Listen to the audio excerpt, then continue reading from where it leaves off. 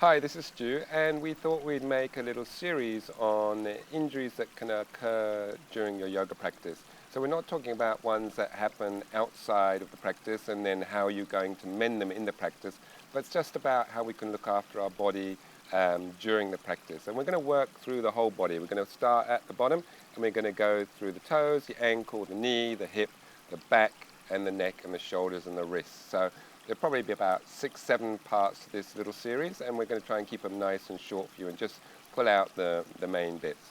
So today's topic is looking at the toes. And, there's not so many ways that we can hurt our toes in the yoga because we're really not taking them through specific ranges of motion. It's just part of a process of what we're actually doing. And there's a few things that can happen though.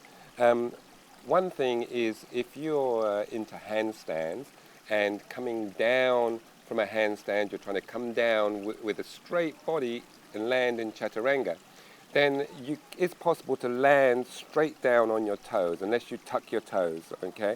So you need to bend your toes this way, in order that the fact that when you land, you've got some cushioning and some spring. So you don't want to land straight on your toes because it won't do you any favors at all. So that's the first one. The second one is, I did this to myself actually, was when you're doing a new type of vinyasa that involves you coming up onto your toes. So for me, this particular vinyasa included being in the down dog and then lifting right up onto the toes, holding it there, maybe raising the leg into the air and then bringing it down and coming down. And I did that for, quite a few of those, quite a few repetitions over a number of different days. And then I started feeling some discomfort at the base of my big toe. So those sorts of new movements, it's worth just pursuing gently and not too obvious, don't go blasting into a new sort of thing like that, or you'll land up with discomfort around here.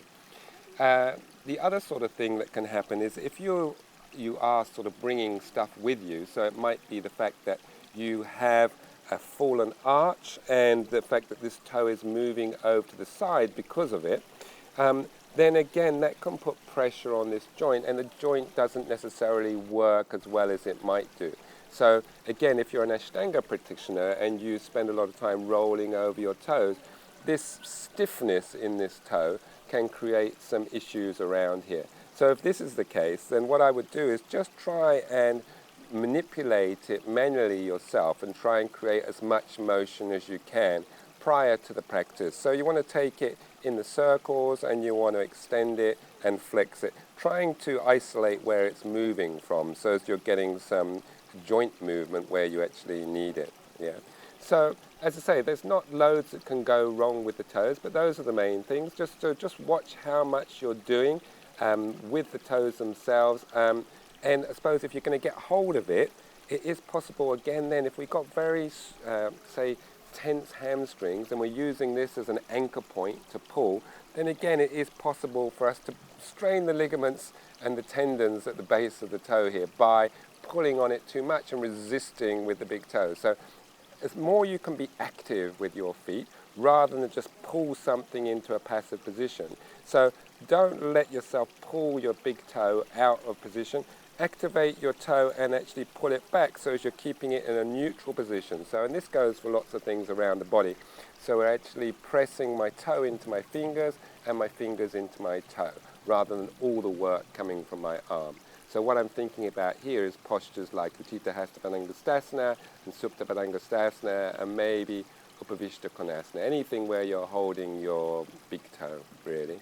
So next coming up in this series will be ankle, and we're also going to look at the arch of the foot as well. So tune in next time for that.